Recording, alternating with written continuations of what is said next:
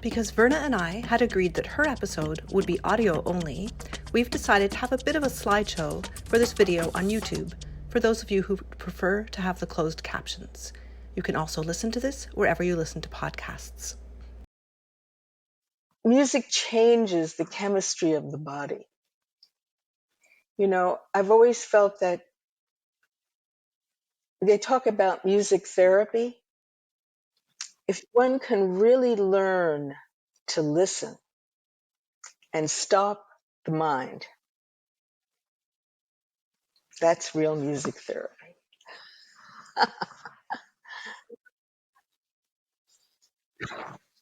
My dad gave me that gift. My dad taught me how to listen. Hi, you're listening to Conversations with Musicians with Leah Roseman. It's hard to sum up how important Verna Gillis has been for music lovers. First of all, she is an ethnomusicologist who recorded traditional music around the world, including in Kashmir, Afghanistan, Iran, Haiti, the Dominican Republic, Peru, Suriname, Ghana, and the United States. This episode will bring you along on some of these journeys. 25 of these recordings are available through Smithsonian Folkways and Lyricord, and I'm very grateful to Smithsonian Folkways for allowing us to use some of these tracks for this specific episode. The albums that this music comes from are linked in the description and show notes for the episode. In 1979, Verna opened Soundscape, the first multicultural performance space in New York City, which put on hundreds of performances over 5 years. You'll also hear Verna reminisce about her work on career development with phenomenal international musicians, including Youssou N'dour from Senegal, Salif Keita from Mali, and Carlinhos Brown from Brazil. As a producer, Verna was twice nominated for a Grammy Award for 2 of the albums she produced with Roswell Rudd. She's also a writer and spoken word performer. We've included in this episode one of her recent spoken word videos with British musician Jennifer Maidman. There's so much more in this episode, and I hope a wide audience will be inspired by Verna Gillis's reflections on her remarkable life in music. Like all my episodes, you can listen to this on your favorite podcast player, watch the YouTube on my channel, and read the transcript. Everything is linked on my website, leahroseman.com. I've also included detailed timestamps. So Verna, before you continue, I just wanted to say thank you so much for joining me here today. Thank you for asking me. And I just asked how you were, and you were telling me about this amazing concert, and I said I better push record. So please start again. Okay, I'm vibrating. Last night, I went with friends to the Falcon in Marlborough, a great music venue, to hear the master Ngoni player from Mali, Bassekou Kouyaté.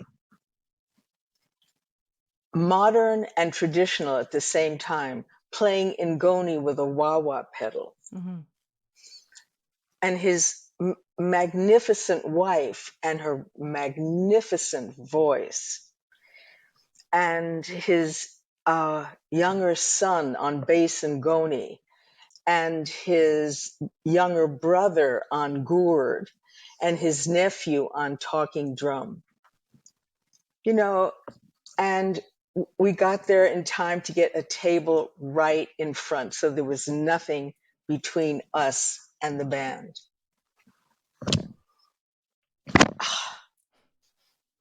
You know, to be in the presence of such a master, you know, where just nothing else mattered at that moment. That was such a... And I know Bassekou. I met him in Mali when I was there with Roswell, when Roswell did his collaboration with Toumani Djibati, and Bassekou was in the band. Okay. So we have history with Bassekou. And then I brought Bassekou over, and I don't remember the year, and he features prominently with Roswell on one of his CDs. You know, so he's been to Kurhangsen. Mm-hmm. Not many people can say that, but Bassekou and his band have been to Kurhangsen.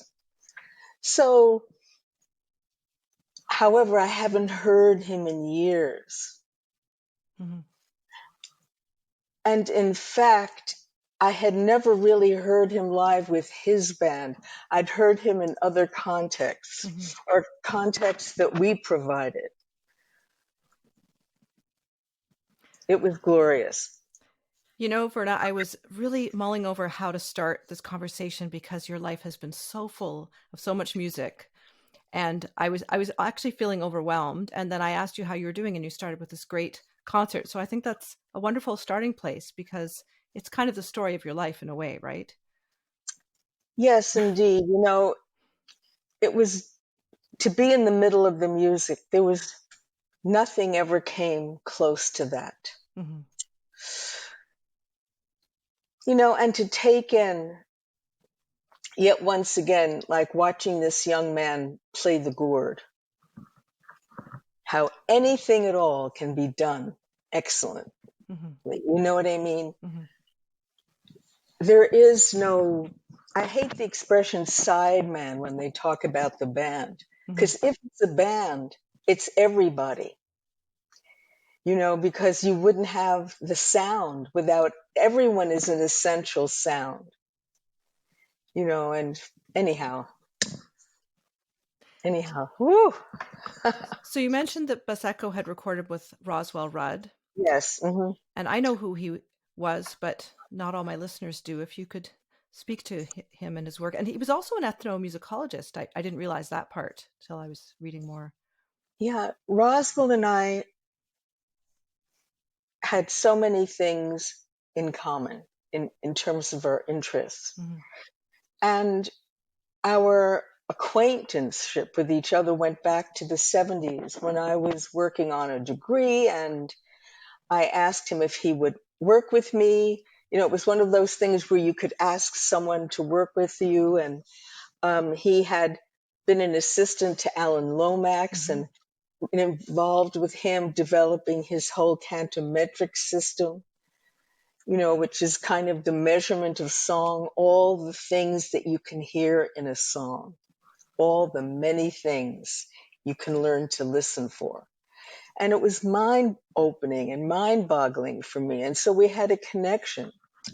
And then I had a venue in New York called Soundscape on 52nd Street.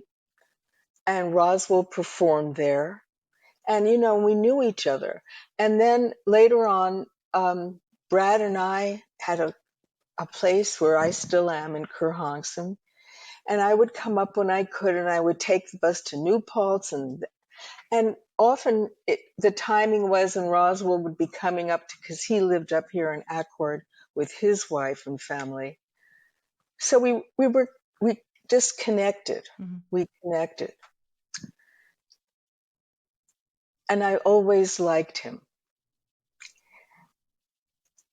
The first photograph of me and Roswell was taken by Brad. Mm-hmm. Once when Roswell came to visit us here, we were all friends. Mm-hmm. Brad died in April of 1998. We'd been together for 34 years. A month later, Roswell's wife of 30 years had a stroke and had to be moved into a nursing home. Mm-hmm. So in many ways, he and I had more in common at that point in our lives than anyone else I knew. And I felt that we started hanging out like grieving buddies.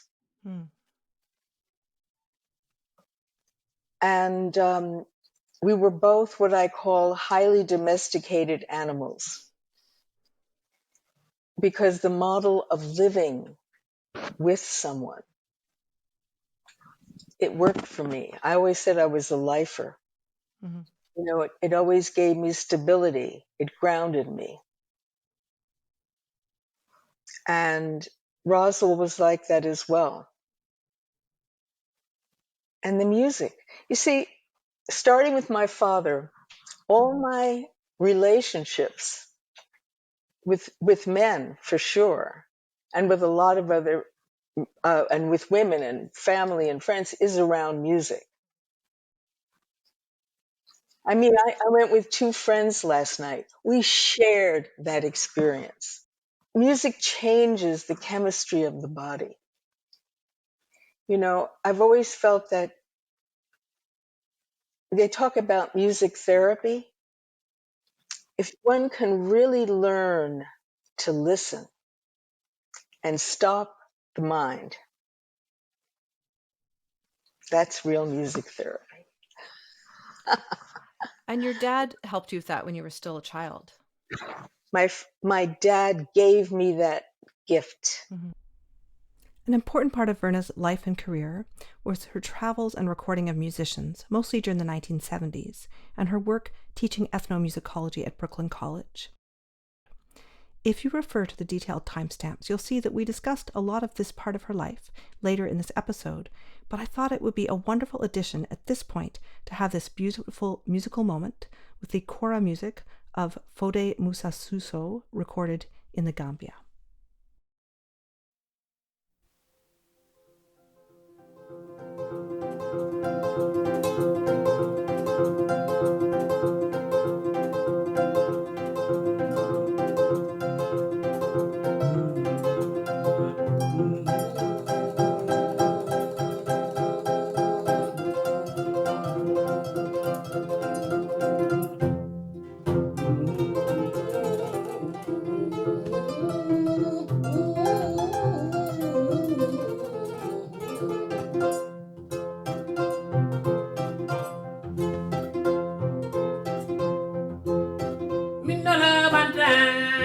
Maramangla mindolo banta, kene fasa na mindolo banta.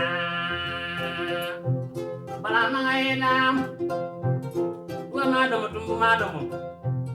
Malma fa mindo mafa, musku mafa feto mafa.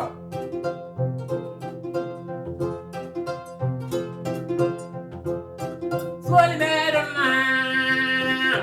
beruna, san saoda, swoli beruna.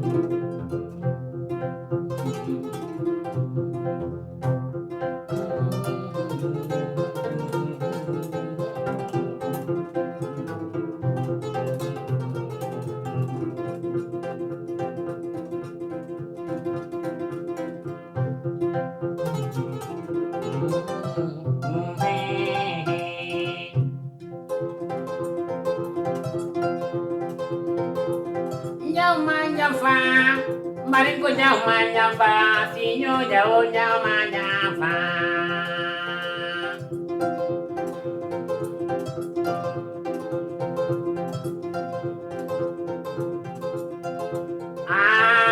Kelale garasia jama, mansa jalo kumako bale garasia jama kira.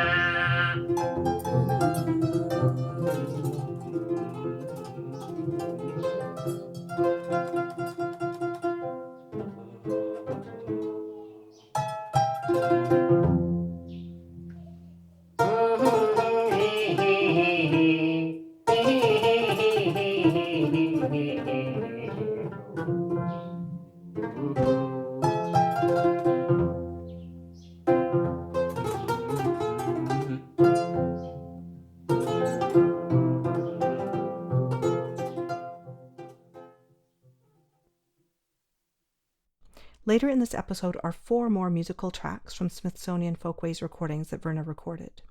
Verna and I are grateful to Smithsonian Folkways for allowing us to use these recordings as part of this specific podcast, and all the albums are linked in the show notes for this episode.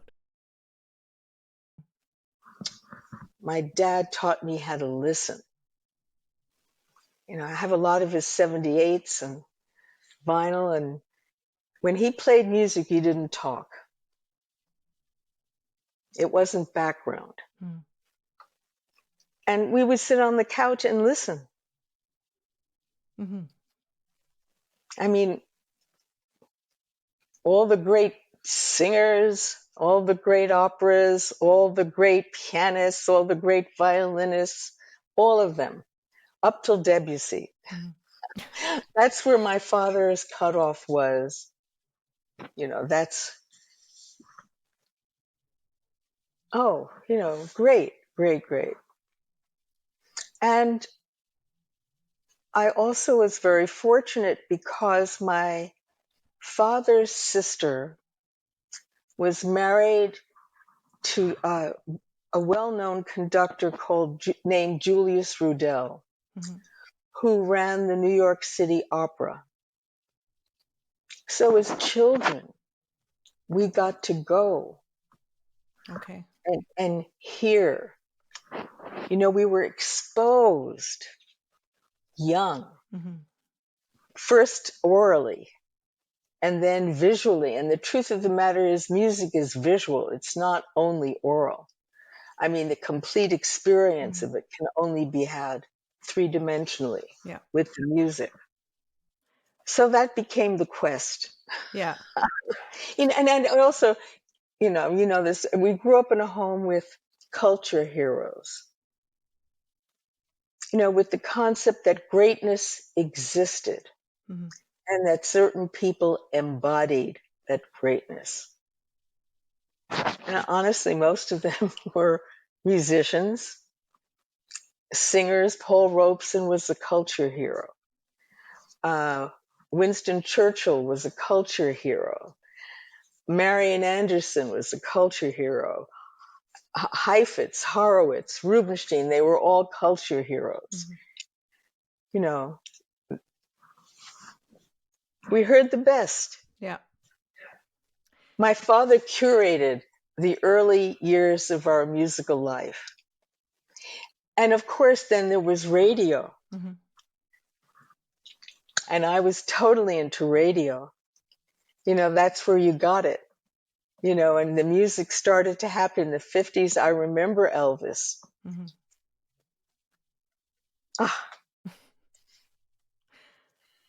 So if we could fast forward maybe to your 30th birthday, I believe you're on a houseboat in Kashmir with Brad Graves. I'm glad you retrieved that memory for me. I wasn't sure I was trying to remember. That's right, we were on Lake Dal in Kashmir. It was part of a trip that took unexpected turns. I was actually headed to Iran to do research for a dissertation on Zohane, a percussion-based, Sufi-inspired training. I can tell you more about that, but that's where we were going, and we had booked our tickets on Aeroflot, and that was the least expensive way to get to Tehran. When we got to the airport, our bags checked in, but we did not, because unknowns to us, Aeroflot had a policy that if any Russian citizens showed up, even if they hadn't booked their flight, they took other people off the flight and put them on. So we got bumped. I wasn't about to rebook through them. And then the least expensive way to get back to Tehran was a round-trip ticket to India. 36-hour flight, made 6 stops. One of them was in Tehran, but because, I mean, it would have been so much more, so we booked all the way through to India. All right. We arrived in Delhi in June. Not a season for me. Yeah. It was 115 degrees. There was no way to feel I could stay hydrated. it was too intense. I remember we went to the Taj Mahal, and I never saw it. I saw it as a shimmering, wavering building, because the heat rising off the ground was so intense that you couldn't, it affected. And I remember when we got inside, the coolness of the marble, and I lay down on the floor. Anyhow, we needed to get out of Delhi. It was the wrong time of year to be there. So we took a flight to Kashmir. It had never been a plan. It emerged as a solution, and it was spectacular. In many ways, I wasn't prepared for Delhi. The density, the number of people living on the street. It was too much. And from that, we went high in the mountains to Kashmir and lived on a houseboat. It was close to idyllic. Boats would come in the morning with fruit, various things that you could buy. And I was carrying my recording equipment, my great old Stellavox, my reel-to-reel, and the people who owned the houseboat, I asked them if they knew musicians, and they arranged for musicians to come to the houseboat. They cooked a meal, and we recorded right there. Yeah. And that's when you kind of started recording musicians around the world, or had you started earlier? That was 1972. That was kind of the beginning of it. And meanwhile, your bags were waiting for you in Iran? No, we got the bags back, but we had sublet our apartment, our loft. We had to stay in Brad's studio. It was an interesting experience of New York, because we weren't home, but we became tourists in New York until our flight left. Anyhow, the whole thing from start to finish was spectacular. Hi, just a quick break from the episode. I'm an independent podcaster, and I really do need my listeners' help. Please consider buying me a coffee. The link to my Ko-fi page is in the description. Every dollar helps me cover the costs of this huge project. Thanks so much. If we could just skip to Soundscape 1979 and talk about how you got this multicultural performance space going. I had a radio program on WBAI for years. Actually, when I came back from that, so I guess from 1972 on. And 70, yeah. It was called Soundscape, Music from Everywhere with Verna Gillis. And the word soundscape, I just want to tell you about that. There's a great book by the Canadian writer Murray Schafer called Tuning of the World, which was instrumental in my life. And in that book, he coins the word soundscape. And he talks about how soundscapes change over time. Anyhow, I get goosebumps just even remembering it, and that became the name of everything I did was soundscape. So Brad, my husband, had a studio at 549 West 52nd Street, the corner of 11th Avenue. And one day he said, I saw a sign on the door of the building at 500, loft for rent. He said, why don't you go look at it? Brad always had ideas. I went to look at it and took it right away.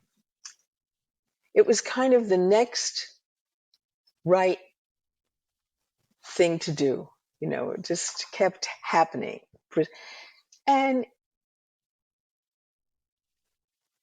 it was, those were astounding years. I read you said in another interview that you brought Ornette Coleman to see the space and he advised you to video everything and you didn't listen to him. Well, I videoed a lot of things, but not everything. Okay. The thing is, I was thinking back, I have what I call I'm an archivist. Mm-hmm. I have that gene.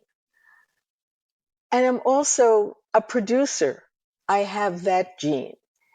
And I was thinking back to a lot of the recordings that I did before I opened Soundscape. That's a production of sorts. Mm-hmm. You have to pull all these elements together to make the recordings happen. Mm-hmm. They don't just appear. So I had that ability to make things happen, to bring, and the radio program that I did, what a thrill for me. I mean, I got to talk to everybody. I have those tapes, and then, so Brad found the space, Ornette came to see it. Those were the craziest and most creative years. And it was intense. You had a lot of shows, right? Well, one year I did 167. I'm now 80. I have a new song. I have to send it to you. Maybe I send it to you. It's called Who Was That Person? Yeah, you sent it to me. It's great. Okay. Yeah. So definitely brought a level of whatever it was, but it worked. It worked. Everybody played there. Mm-hmm. It was a space to do what you weren't going to do elsewhere. Yeah. It was a place to bring in anyone I wanted. So, we did a voodoo ceremony. I mean, we did, Tito Puente played there. It was Paquito de Rivera, when he left Cuba via Spain. Mm-hmm. Daniel Ponce left Cuba as a Marielito, and they met at Soundscape, and the rest is history. Mm-hmm. And that's what happened. People made connections. And you brought people together, too. Oh, yes, definitely. Definitely. The great pianist Marilyn Crispell did a duo with Olatunji. Different for both of them. Never would have happened elsewhere. I remember asking the great saxophonist Jimmy Lyons to do a solo. And he looked at me baffled. He said, I've never done a solo. And yet I'd heard him play solos of 30 or 40 minutes, but within the context of the Cecil Taylor Band. Okay. So I was hearing, but he was coming off other things. Mm-hmm. You know what I mean? But he did do a solo. And there was plenty of craziness too. It was a drug-riddled era. Mm-hmm. And it was fabulous. It was fabulous, really. I'm hoping to get permission to have some of the recordings you made used in this. We'll have to contact Smithsonian and so on. But I noticed on your YouTube, Verna, that some of your recordings you made in Suriname, you said they hadn't been released, of the Njuka people. Oh, no, they are. They're on a record, I think, Music of the Njuka. I think it's on Lyricord. Oh, okay. And I'm still in touch with Andre Pacosi, who was my guide into the interior in Suriname. Mm-hmm. He lives in Holland. I have photographs of him and his mother. It's like I knew his mother. Yeah. And when you went to the Dominican Republic to record, I think it was a student or two of yours who actually acted as guides there. Yes, one of the really life-changing also experiences of my life was teaching at Brooklyn College. Mm-hmm. Half my class was not born in the United States. So the diversity was amazing to me. Many of them were Caribbean, Latin American, mm-hmm. and I knew really nothing about Caribbean music at that point. And that's when I started going to Haiti and then to the Dominican Republic. Two of my students, brothers, but in separate classes, David and Ramon Perez from the Dominican Republic. Anyhow, I ended up going there to do field work, and Ramon was my field assistant there. Mm-hmm. And we traveled the island, and that was my most extensive. We just went all over the island. Mm-hmm. Fabulous, fabulous, fabulous. What you're about to hear is a short track from the Dominican Republic recorded by Verna Gillis. The link to the Smithsonian Folkways album is in the description.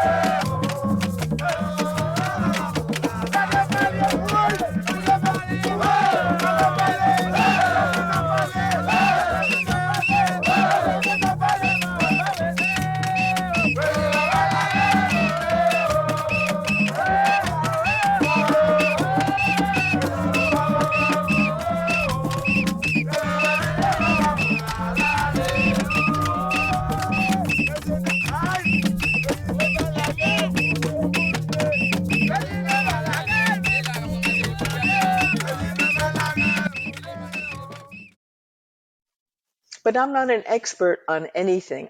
I'm a generalist par excellence, Anyhow. What were the courses that you were teaching at Brooklyn College? I was very fortunate to teach in an experimental program called the New School of Liberal Arts. Mm-hmm. You met with your students once a week for 4 hours. 4 hours is great when you're working with music because that really gives you the time to sit and listen. Mm-hmm. And for me, it was the real opportunity to learn how to communicate in a non-specialized language. And a lot of the students had interesting things to bring in. Mm-hmm. And I asked them to ideas that I'd gotten from Murray Schafer. I asked them to speak to the oldest person they knew. Mm-hmm. And to ask that person for sounds that had gone out of existence in their lifetime. Mm-hmm. And that was, one of the things that Murray Schafer says, where's the museum for disappearing sounds? So they did that. I gave them the assignment to go and sit outside in the soundscape, different soundscapes and to close their eyes and just take in all the sounds. And it's going to be different. If you're in a park, it's going to be different than if you're in a city. It's just helping people to listen better.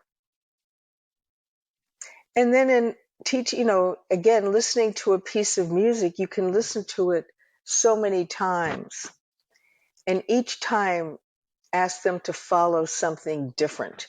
You listen to the blend, and that's what brings you in. And once you can start to hear all the parts, it's just a deeper appreciation. And, and that's all I was never teaching information. I never had much information about anything. When I was a student at McGill University, our Murray Schafer came as a visiting professor. So I took his soundscape course with him. And I do remember a few things quite vividly. One of them was looking at an old painting where there was a lot happening and talking about the sounds. And he talked about like sellers in the street, with the calls and how that was so much a part of what people would hear for hundreds of years. And that's really disappeared.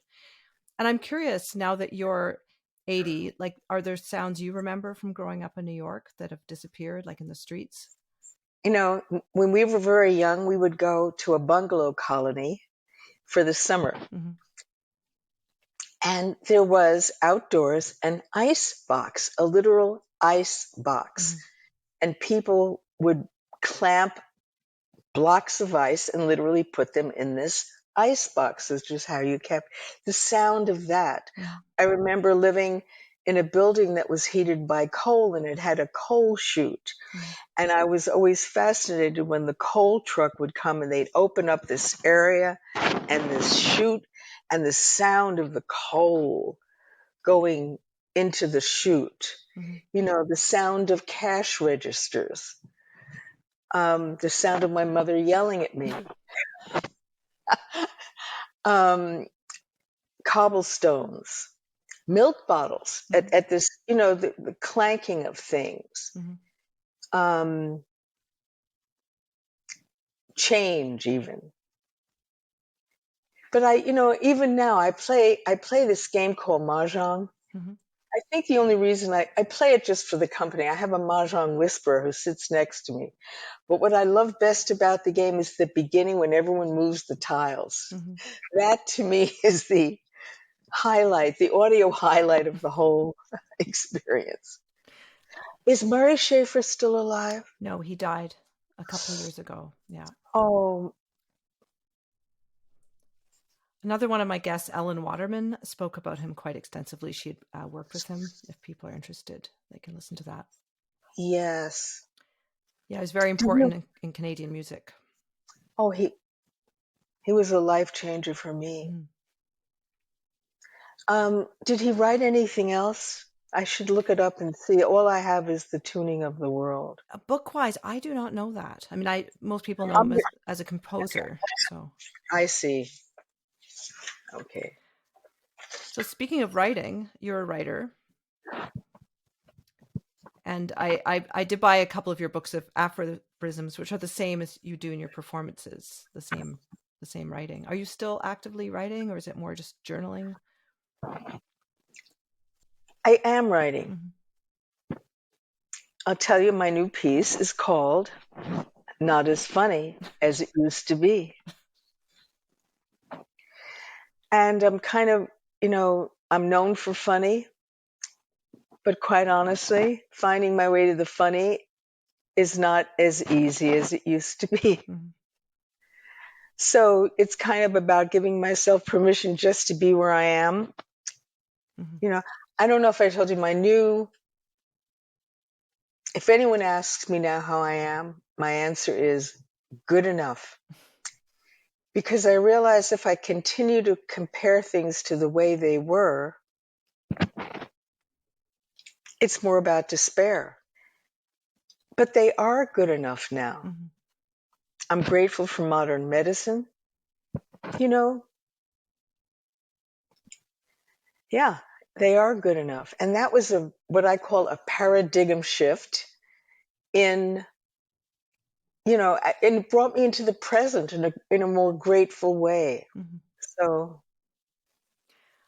I was thinking about your archives that were lost in the fire. Was that 2014? Yeah. Did that include audio tape, or was it other things? No, it did not include audio tape. It was just the paper trail of a lifetime. Okay. Some of Brad's work exploded. Mm-hmm. Limestone is porous. I was in New York in a show at a theater festival at the time. I found out about it on a Sunday. I had 2 more performances. My sanity was not coming up because I knew there was nothing I could do here and that I would never go back. You know what I mean? That was disassociation par excellence, and when we came up here, Roswell and I were just so grateful that it hadn't gotten to the house. Mm-hmm. And also another building had charred but had been spared. The fire, they sent up this really interesting man who was a fire inspector and to listen to him, he was able to determine the direction that the winds were blowing at the time of the fire. Mm-hmm. And they were blowing that way and not this way. Right. This way is where the house was. I lost handwriting. Okay. And what I mean by that is, handwriting has vanished. It used to be a marker, the same way you hear someone's voice and you know who you're talking to. Mm-hmm. You get a thing with handwriting and you know who it's from, and that's gone. And I had saved all these letters from my father, the truth of the matter is, would I have ever gone back and read them? Well, of course I'll never know. But now the answer is no. And honestly, living in the present takes all my attention, is quite riveting, and needs all that I've got to give to it. So, the past, I'm not hanging out there, really. Mm-hmm. You might be interested. Some of my regular listeners know I don't operate from a list of questions, but I make kind of a mind map. So for you, it's a little bit involved. I try to be a minimalist, but there was just so much I had to let go. Love it. So I'm not sure we'll get to all of this, but maybe we could talk about the product. Well, you in terms of a producer, like the first U.S. concert for King Sunny Ade. How did that come about? A young couple, and I don't remember their names, that used to come regularly to Soundscape, said to me, we want to play something for you. We want you to hear someone. They came to my house and played King Sunny Ade for me. And that was it. Contacted him and did his first concert at, the Savoy. Then did a tour with him. And by the time he came back, he had become a rock star. Mm-hmm. And we did his final concert. I did his final concert at Roseland. And not only was it sold out, but people the Nigerian community started arriving when it was over. Roseland was a union room. So I started the concert. I was not presenting to a Nigerian audience, but the Nigerian audience they were on Nigerian time. Okay. I could have done another show, but I didn't. And it was packed. The place was overpacked. It was such an enormous success. I remember I had a limo to take him back to his hotel afterwards. I went out and grabbed the limo to take all this cash back to my loft. I didn't know what to do with it. I put it in the freezer. I mean, it was kind of, I wasn't prepared for such a financial success. Robert Palmer in the New York Times called it the pop event of the decade. It was. I became known as kind of the world music person in New York at that time. By the way, I just want to tell, is it still, by the way, I hate the term world music. Yeah. We talked about that, haven't we? We did talk about that, yeah. Before. And the person who I thank for that was Ruichi Sakamoto. We were neighbors and friends for a while. He and his wife, Norika, were living in the West Village. So we knew each other. And then I did his New York concert. And I did a fabulous concert with him at the Beacon Theater. And one day we were talking and he said to me, for me, Western classical music is just another form of ethnic music. And that was the epiphanal moment for understanding, you know. So where were we? Where was I? Was I answering anything you asked? You were. We were talking about presenting King Sunny Ade, and then, I was looking.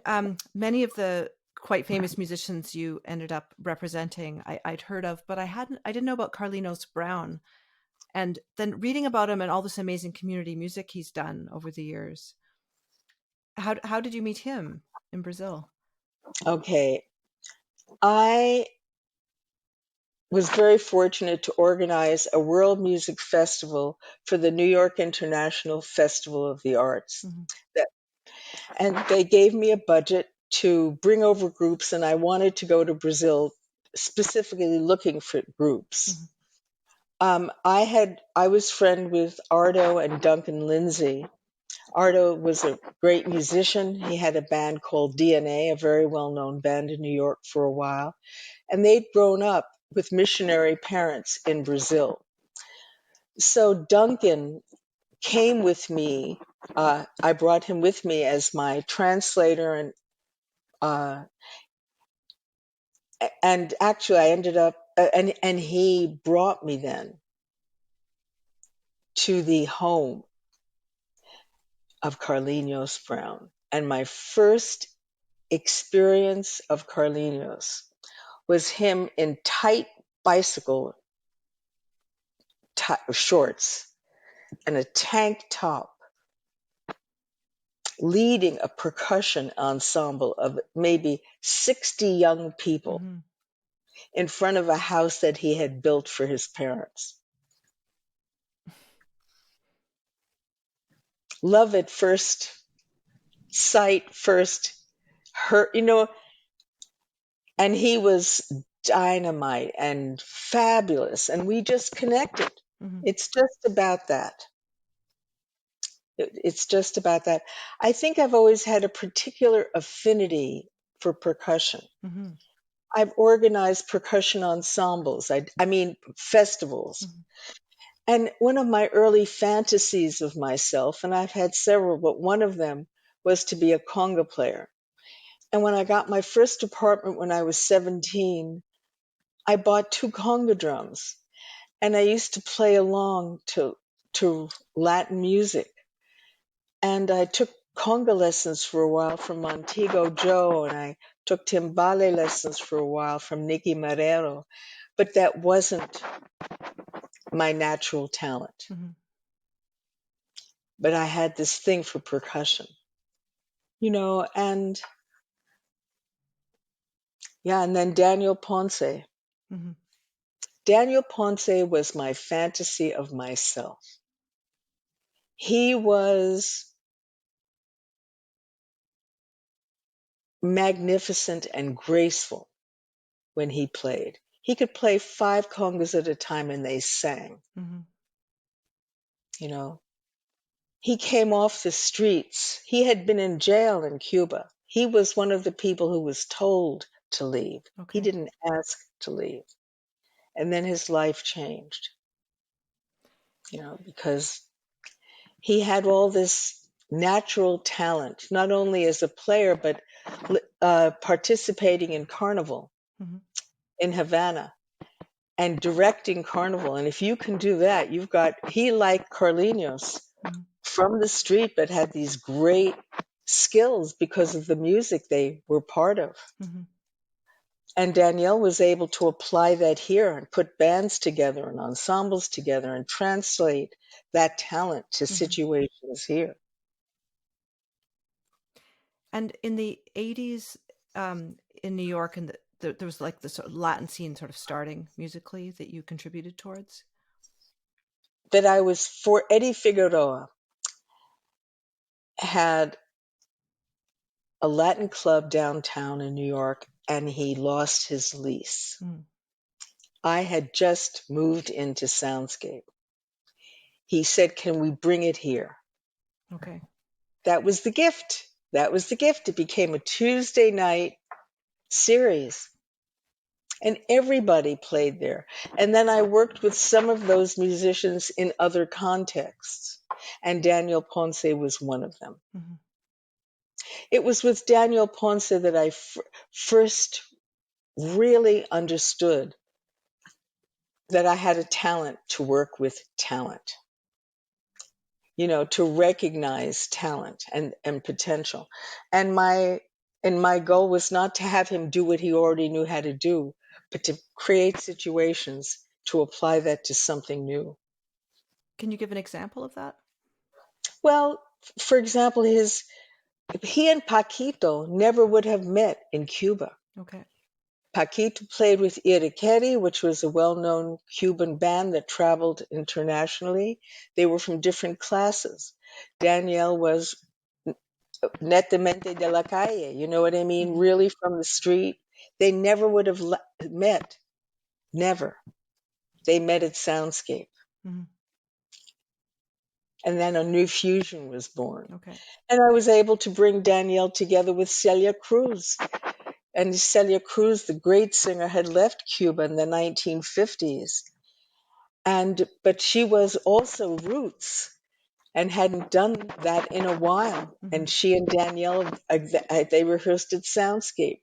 And then we brought it to SOBs. It was a fertile time. It was a fertile time. It was timing is everything. Mm-hmm. The great pianists Jorge Dalto, Hilton Ruiz, Michel Camilo. It was just the time.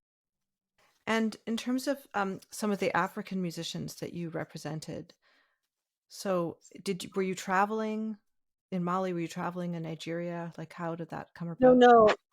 I had traveled a little bit in West Africa. Mm-hmm. I did field work in Ghana in 1976 and did side trips to Benin and Togo. Recording music everywhere that I was. But I forget the year, a friend of mine, Ken Day, whom I know to this day, who lives in Sweden, came to my house with a cassette. And he had just come back from Senegal. He said, "You've got to hear this." And it was Youssou N'dour. And once again, you know what I mean? He started singing quite young, like performing as a teenager. Yes, he's from a griot family, and music was always what he did. So 1984, I guess, Brad and I went to Senegal. Mm-hmm. And I'd actually written Youssou a letter that got through. What a concept. Anyhow, he came to New York to meet me. Yeah. So you helped his career for about 12 years? Yes. So, yes. I mean, he's so huge. Like, how did you develop that? What kind of things? Well, again, everything was timing. Peter Gabriel was a fan of Youssou N'dour's. I approached Peter Gabriel, and Youssou became part of a human rights tour that Peter Gabriel put together, which included Youssou, Bruce Springsteen, Sting, a great singer, I can't remember her name, and Youssou. Mm-hmm. It was a launching of sorts. It was timing again. World music was the thing. I had an idea to put, Brad and I were very good friends with Don Cherry. Mm-hmm. And we had done a project with Don Cherry. In fact, we'd gone to Mammoth Cave, Kentucky with Don Cherry, recorded within a cave there. So I knew Don and Moki, and I knew their children, Nana and Eagle Eye. Mm-hmm. Nana became a great singer. Mm-hmm. And she and Cameron were living in New York at the time, and I thought, wow, wouldn't it be interesting to put her together with Youssou? Nana also has African roots herself. Mm-hmm. Cameron is a producer, Youssou and I arrived there, and Cameron had put down this descending line. That's all he had put down. Da, da, da, da, da, da, da, da. And they both took off over that. And it was the song 7 Seconds. And we sold almost 2 million copies. Mm-hmm. And then there was interest. I was able to find booking agents in Europe and a separate booking agent here. Mm-hmm. And we did the circuit. And I'll tell you a funny story, because on the Human Rights Tour with Sting and Springsteen and all these people, we had our own plane. I mean, it was quite an experience. And generally, always, Youssou opened, because he was the least known of the artists. The people hadn't come for Youssou yet. Yeah. So he would open. And very warmly received always. So part of the tour was in Cape Coast. Oh, Ivory Coast. I'm sorry, in Ivory Coast. In Ivory Coast, Youssou closed the concert. Okay. Because no one knew from Bruce Springsteen or Peter Gabriel or Sting. You know what I mean? So that was, anyhow, it was a wonderful experience. And I was able to get Youssou record deals, publishing advances. No one gets publishing anymore. Those were the days when musicians could make money from selling records. Napster ruined all that. For some reason, many people have never paid for music. Spotify should burn in hell. Yeah. I mean, that's another, I'm a ranter. That's my genre. I bring this up with a lot of people, the whole problem with streaming services, and it's something that really bothers me. And I really applaud Bandcamp, especially for independent artists that can put their work there. And I try to listen to music there as much as possible and buy albums. Yes, me too. Well, I guess the press was different. Like there was more music press. Well, we got reviewed everywhere. We got reviewed internationally. It's amazing to me to remember it. And Brad was an integral part of it. Of the loft scene for sure, and of everything. He wasn't a musician, he was a sculptor, but he absolutely loved music.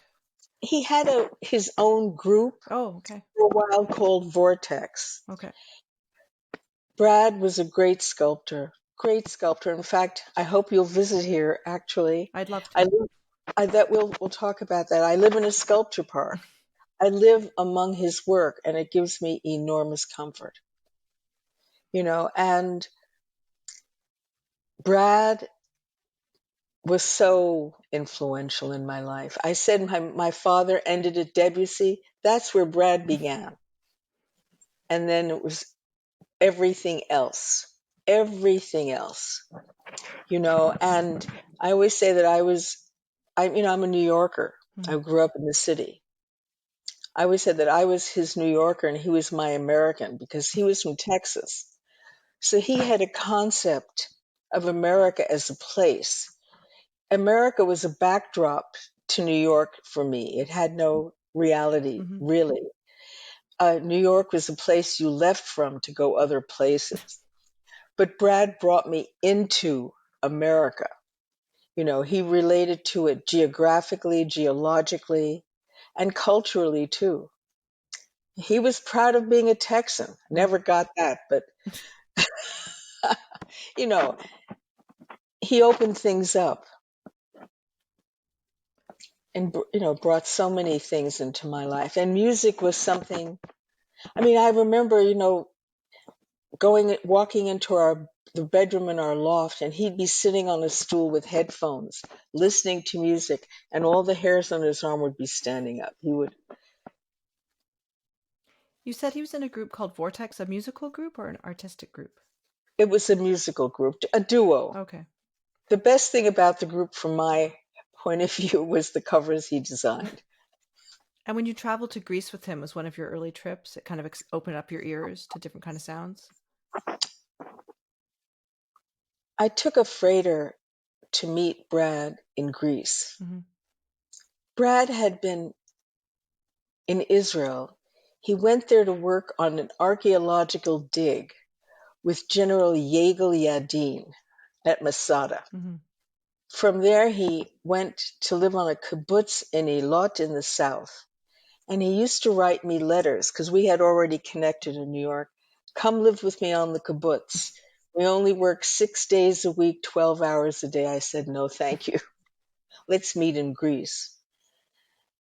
So I took a freighter, and the first place I set foot after New York was in Morocco, in Casablanca. And that's where the freighter docked. Mm-hmm. And it was visceral. You know you are somewhere else. The air smells different. There are calls from the minaret. People, it was the first, like a cultural infusion, mm-hmm. And it kept going from there. And then in Greece, to hear the music, we heard so much great music there. And that's where Brad and I got to know each other. That was the first place that Brad and I lived together. Mm-hmm. And Brad was into his Kazantzakis phase at that time. He had his mustache, he had a watch fob. We made a pilgrimage to Kazantzakis' home and grave on Crete. Oh, it was wonderful. It was wonderful. And I'm curious, when you're on that boat, being the child of immigrants who'd taken boats to the U.S., did it kind of have a resonance for you that way? No. My grandmother, it was my grandmother and my mother who came here by boat. Mm-hmm. My father's mother. 15 years old, illiterate, steerage from Odessa. And it was only during this recent Ukrainian war that I understood why she was able to get out, because Odessa is a seaport town. I had never bothered to really understand that part. Mm-hmm. So she's one of a long line of boat people. It's still going on. Yeah. I used to include, she's part of, I know I have what I call a one older woman show.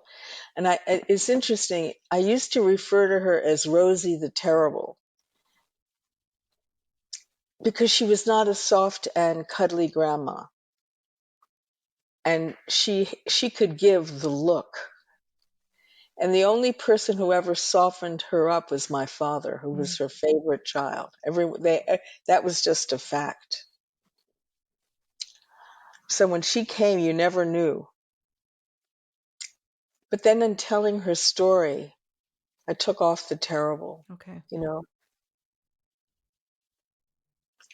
start to hear what you're saying. And when you were a music student at City College, there were a lot of Jewish refugees teaching there. Timing. How fortunate. Mm-hmm. Fritz Jahoda had been a conductor at the Vienna Opera. Jewish. Had to get the hell out of there. Came to City College. I was able to take a course that he led in chorus. And it led to one of the most extraordinary musical experiences that I've ever had, which was to sing in a double chorus of Bartók's Cantata Profana. Okay. that kind of surround sound, that was something, that was a benefit. And there were just great musicians who were on faculty. The City College was able to benefit from that. City College, everyone in my family graduated from City College, starting with my father, who in those days was able to go there because it was free. And then started teaching there when he was 19. Wow. Yeah. And then I couldn't bear the idea. I was supposed to go to Boston University. I could not bear the idea of living in a dormitory. It wouldn't have been good for me or anyone. I had to share a room with my sister. No, thank you. So I didn't do that, and I started living in the West Village. And my brother went for a couple of years to a school in Wisconsin, didn't like being in Wisconsin, went to City College. And my sister started and ended there. So we all graduated from there.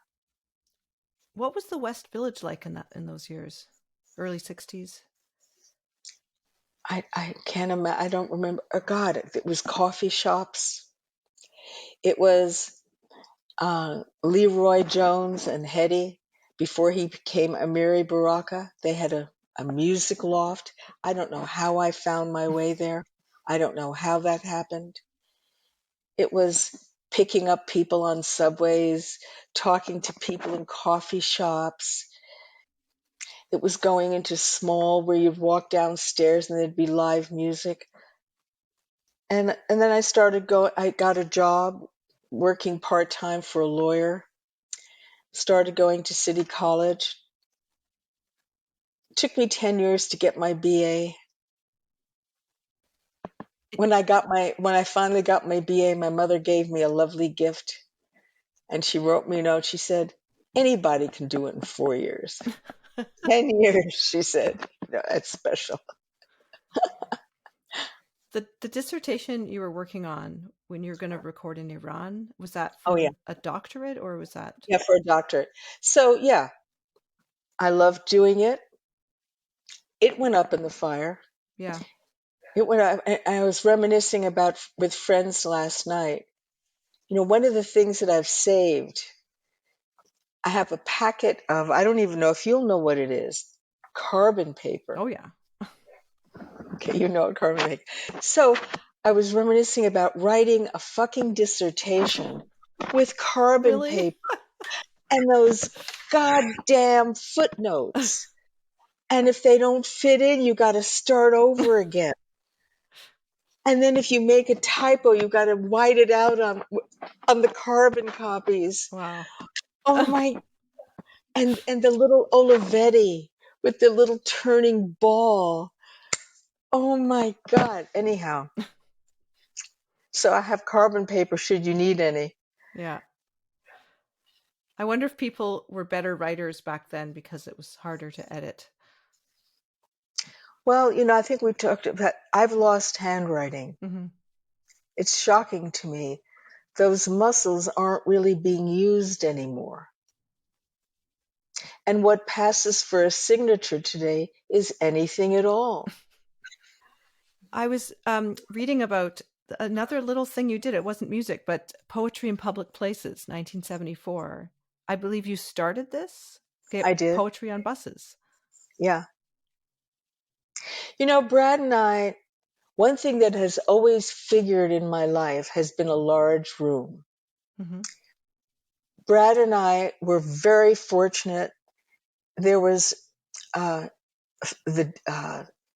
Davidson Foundation that had artist housing, and I found out about it. I applied for it through Brad, and we were given a 1,900 square foot loft. I mean, we paid for it, rent, of course, but it was $125 a month in those days. 1,900 square feet, windows on 3 sides, 3 flights up. As part of artist housing. Mm-hmm. He later went on and did Westbeth. That was his second project. The building that we were in was his first project. It was an old manufacturing building. He had bought it from the city for back taxes and did a minor conversion, but it was a blessing in our life. And we had this large room. If you have a large room, you have to do something in it. It's an opportunity. And large rooms have continued to factor in. So, we had interesting friends. We did a series of poetry readings. And also Don Cherry, I remember, oh yes, through another connection, I had met Alejandro Jodorowsky, who did some really interesting films, a Mexican film director. Mm-hmm. And Don Cherry did some music for him. Anyhow, they rehearsed in our loft. I had a Steinway Baby Grand, which is another story. It was a space. You could do stuff in a space. So the poetry thing, and then who knows? Why not put them on the buses? I don't know how it happened. And then the New York Times magazine section did a story on it. Mm-hmm. We won awards. Yeah. How things happen. Yeah. And for you, your writing has been quite therapeutic over the years, just... Absolutely. It's where I found my voice. Mm-hmm. Writing first was a tool for just, when you write something, you find out what you're feeling often. Mm-hmm. And then, my father was one of the funniest people we ever knew. My father was the original king of one-liners. I mean, I'll tell you some of my father's lines. The first 100 years are the hardest. That's a line from my father. The other line from my father that I really love is, he said, I married your mother, but you're going to have to marry a perfect stranger. Then he said, the average person is way below average.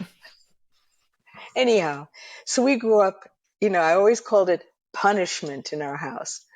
And in fact, all three of us, my brother, my sister, and I were all into it. We could knock them out. Yeah.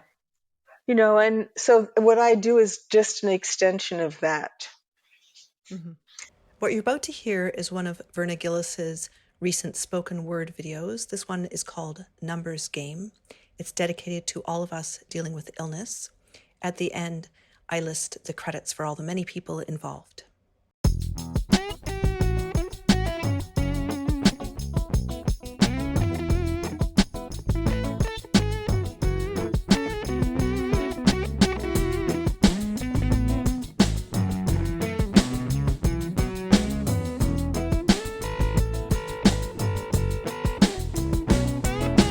In this world of medical reports, negative is positive. Positive is negative. It's a numbers game. A numbers game. Too high, too low. Too fast, too slow. It's a numbers game. It's a numbers game. You'll live, you'll die. You'll laugh, you'll cry. It's a numbers game. It's a numbers game. False, negative, false, positive, pressure, measure. It's a numbers game. It's a numbers game. PSA, blood count, platelets, marrow. It's a numbers game. It's a numbers game. Modern medicine is keeping me alive, and you, as we all dive into the numbers game. The numbers game. Gratitude, the attitude of gratitude for the numbers game. For for the numbers game. You surf, you glide, you shout, you ride. The numbers game. The numbers game. Day by day to stay around till the final count.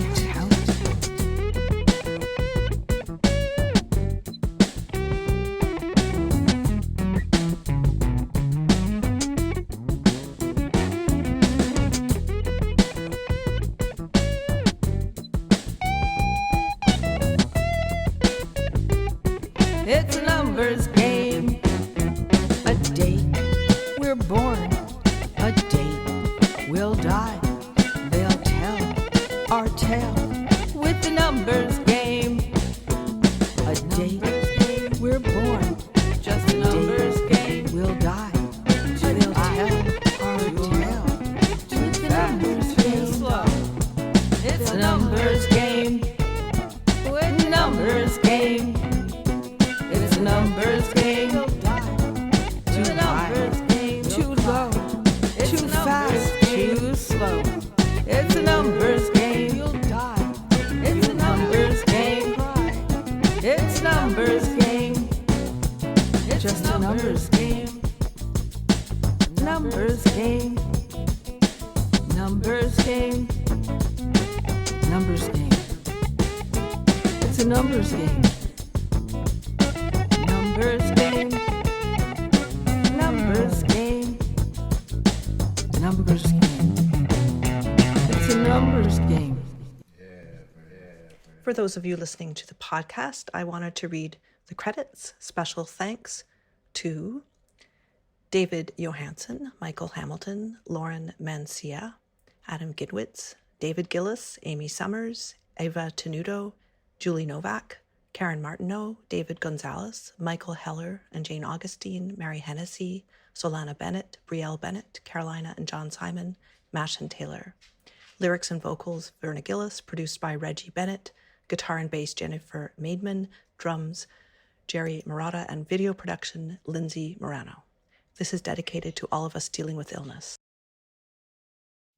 And in terms of your life as a pianist, I'm curious, like you were gifted this beautiful piano by your aunt, as I understand? Yes, my mother's mother, my grandmother, was killed in the Holocaust.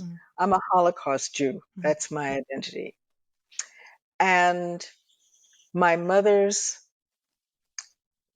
aunt, Riva, was like my grandmother. When I was 4, she gave me my first piano, an upright, and said that if I continued with it, one day she'd get me a good piano. So I was never a pianist, but I enjoyed playing the piano. I took piano lessons. I wrote little, ditties. You know, it's like I didn't have to be forced to practice. I enjoyed it. But there was no great talent. It was just something I enjoyed. When I was 17, my parents moved. They didn't take the piano. And they said, just wait. One day the doorbell rang, and there came this Steinway from my aunt. Wow. And you have it still in your room behind you. Well, when you visit me, I'm going to turn so you can see it. Hold on. Oh, here, you see it? Yeah, beyond the desk. Wait a minute. Oh, there it is. Yeah, you see the trombone? Yeah, behind that is the piano. That's right. Yeah. Do you still play it? Oh, yes. Started really playing when I was living with Roswell, because Roswell and I started writing songs together.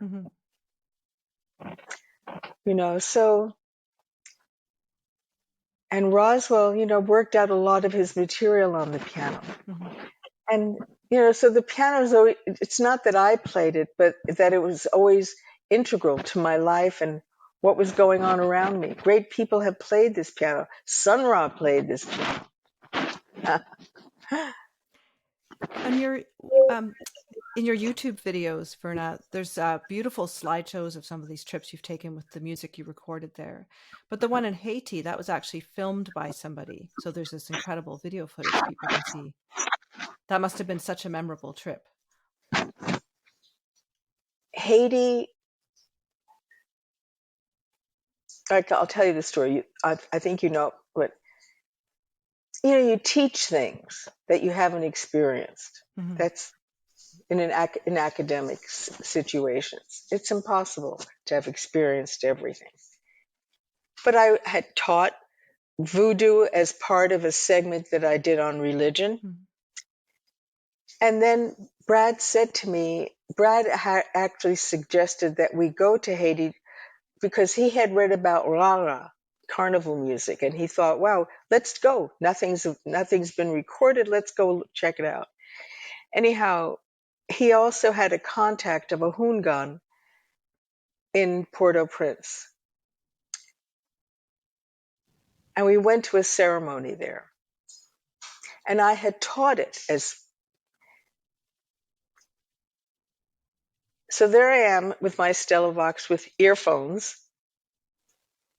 The music is extraordinary. The ability of music to transport people is extraordinary. And suddenly the guy twists off the head of the chicken, pours the blood down the front of his body, drinks the blood, and throws the carcass on the floor. And I'm watching the carcass, and I'm remembering the phrase, running around like a chicken without its head. And I really got it. And all the hair on my arms are standing up, and I'm thinking, far fucking out. I was seeing something that was beyond anything I had seen before or could really comprehend. The guy then ate a glass. He then walked on embers. Well, most things in life that one does, you don't understand. When I drive over a bridge, I don't understand the engineering or the physics or any of it that enable that bridge to be there. Mm-hmm. It's beyond my comprehension. But this was different. Maybe because it was different. Brad and I went back to the hotel where we were staying. We went to sleep, and I wet the bed. It had touched something. This is a short excerpt from the Vodun-Rada Rite for Erzulie, the Voodoo Spirit of Love and Women, recorded by Verna Gillis.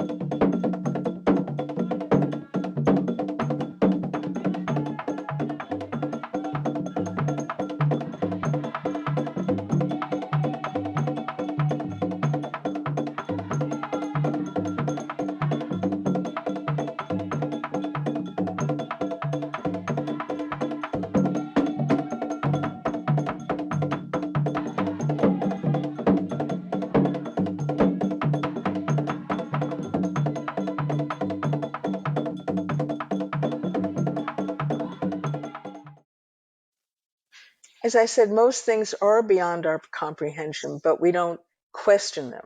We just assume. But with that, it was, And then I was, in Winti in Suriname, saw the same experiences. Anyhow, yes, indeed, music is transporting. It's definitely transporting. And Verna, not all your travels were abroad. You, like in terms of recording music, you recorded with a great Comanche flute player, Doc Tate Nevaquaya. Yes, that was wonderful. And my oldest nephew, Ivan, was with us for that. Yes, it was wonderful. Music is everywhere. It's everywhere. Doc Tate Nevaquaya was a Comanche artist and traditional Native American flute player. He played an important role in reviving the playing of this instrument in the 1970s when Verna recorded him.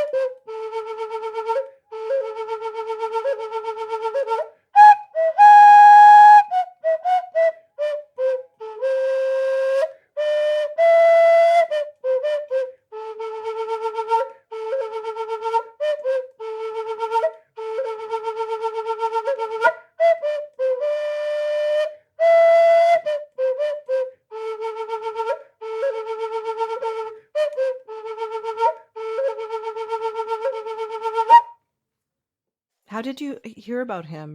Well, we went on one of Brad's trips to the Southwest, and then, Brad had been working on a sculpture, and we drove through Oklahoma. Mm-hmm. We drove through Oklahoma. Flat. Interesting. And you ask around, and we saw a sign about a powwow. Mm-hmm. And we asked if we could go, and sure.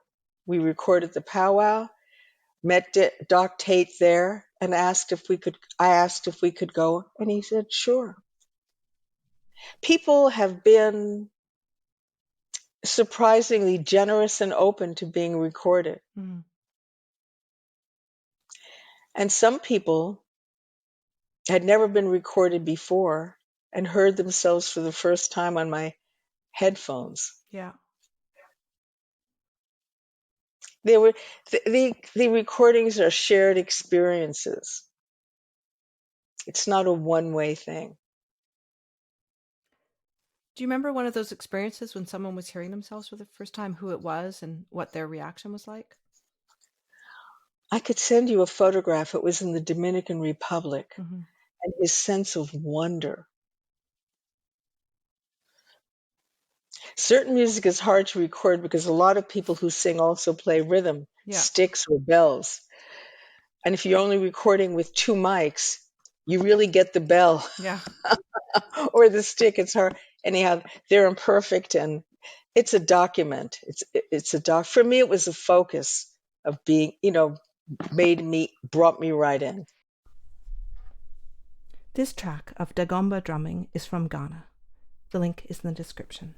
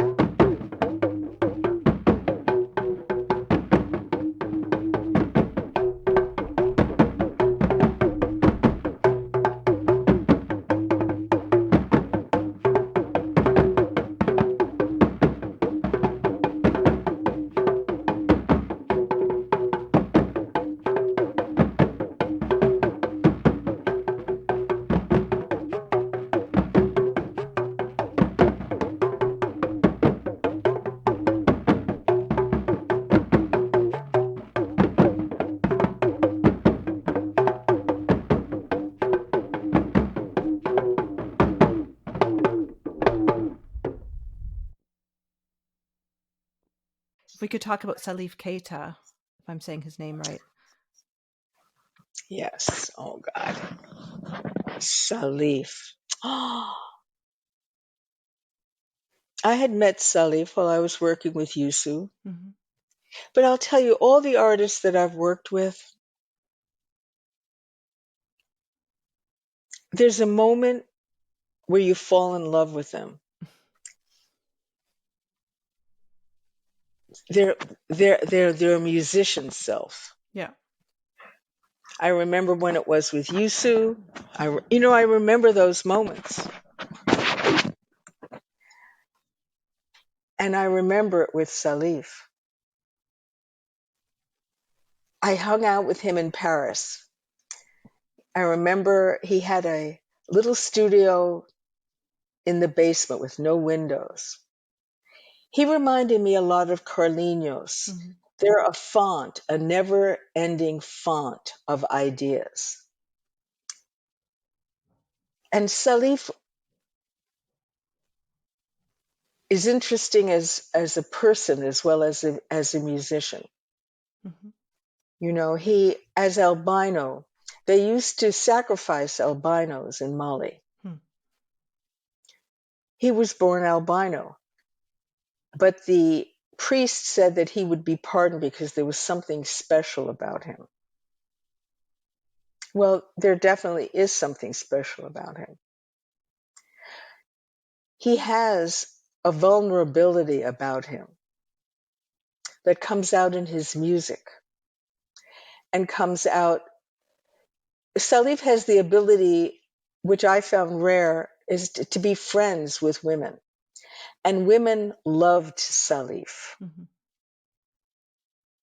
You know, anyhow, it was so multifaceted working with him. We did a CD together called Papa. Mm-hmm. And Vernon Reid was the producer, but honestly, Salif did most of the producing and didn't need a producer. Mm-hmm. Salif knew exactly what he wanted. Exactly. You know, anyhow, watching him work was incredible. And I don't know if you've heard that CD. I love that CD. There are a lot of wonderful things on that CD. We brought in Grace Jones for something. I mean, we had a ball.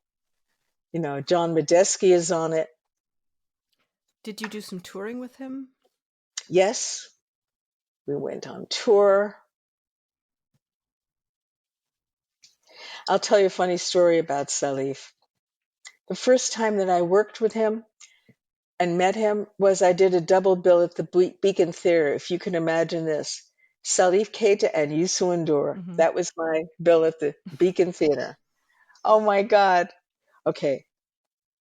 And Salif came up to me before he went on. He said, "I want to be paid now."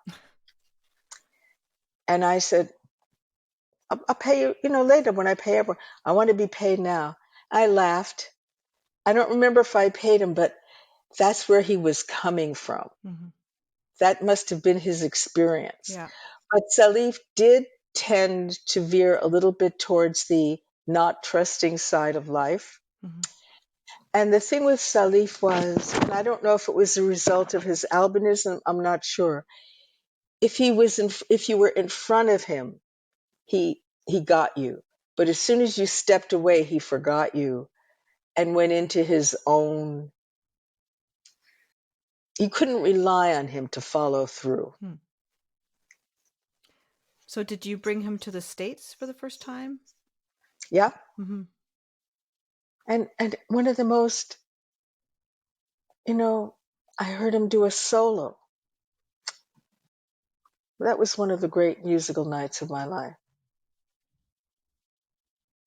His lyrics are extraordinary. He's a total artist. Mm-hmm. I mean, Youssou, for example, has a right and a left brain. Mm-hmm. Carlinhos now has become quite the entrepreneur and quite the business person. Mm-hmm. I don't know if you've seen any of his do you follow him on TikTok or? Instagram. I don't know where it is. Maybe I should. Okay. I mean, it's interesting to see what he's doing now. Mm-hmm. It's on a commercial level that's of no interest to me personally, but just to see he's this public personality that goes everywhere with cameras and anyhow. I mean, Carlinhos started out playing buckets on the street. Do you have any perspectives on the evolution of social media and how young artists feel they have to project their personas, like how that's changed over time with the way people used to do publicity? One of the things that's changed is it's impossible to release a song now without a video. Yeah. That's a big change. Mm-hmm. I remember when MTV started, mm-hmm. that was a disaster for music. I mean, it was a creative outlet, but now a lot of music becomes background to the video. Yeah. You've got to entertain with the video. It's hard to find a music video that's just about the performance of the music. Mm-hmm. So maybe it's led to a lot of interesting creativity for sure and collaboration. But for the most part, I'd still rather listen than watch the song. But if it's Adele singing her song, I'll take it. Mm-hmm. Well, you did so many travels and, I don't want to take your whole afternoon. Like we didn't talk about Peru really, or Ghana, or some of the other places you traveled and recorded. Are there any of those memories you wanted to bring to life today at all?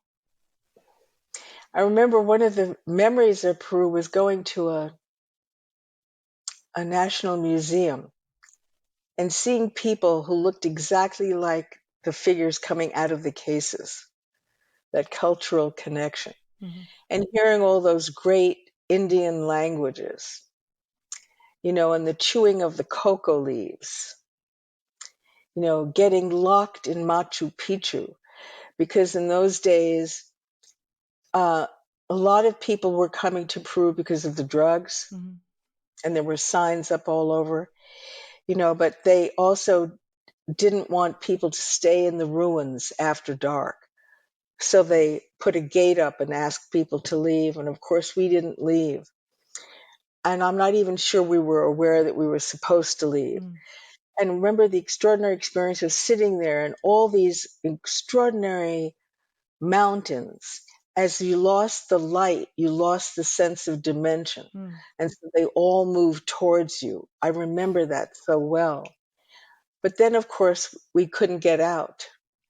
So I was with David, and he had to climb over the gate. Definitely not something I was capable of doing. And he found someone to come back with a key. Okay. That's a memorable. Okay, another thing about Ghana was, you can see it, my hair, it took me a long time to appreciate that my hairstyle is dry and frizzy. That's what it has going for it. And in Ghana, in those days, the women wore very, very short hair. My hair was like this. I now call it a Jufro. But in any case, my hair became a point of contact for me with people, because they'd come over to it and touch it and say, nice. So that's memorable. I remember one night in Accra, no, it was in Kumasi, we went out for dinner and I wore my house coat. It was a long blue house coat, and it fit in perfectly with the kind of dresses the women wore. That was a memorable night. I know that in Kumasi, in Accra, you could set your watches by the time it rained. We were there in the monsoon season. And anyhow, there are other memories, but those are non-musical ones that I remember in Tamale, in northern Ghana. It was a storm, and I put on my bathing suit, got my shampoo, and went outside and did anyhow. Wow, so many memories. Well, Verna, I want to thank you so much for your time and your You too, Leah. stories. You too. Let me know when you want to do it again, and figure out when you can come visit. Really, that would be lovely. Yeah, for sure. I hope you enjoyed this week's episode. Thanks for following the series on your favorite podcast player and sharing your favorite episodes with your friends, all of which help find new listeners. I have lots more episodes coming in this season 3 with a fascinating diversity of musicians and their stories and music. Have a great week. I'm an independent podcaster and I really do need my listeners' help. Please consider buying me a coffee. The link to my Ko-fi page is in the description. Every dollar helps me cover the costs of this huge project. Thanks so much.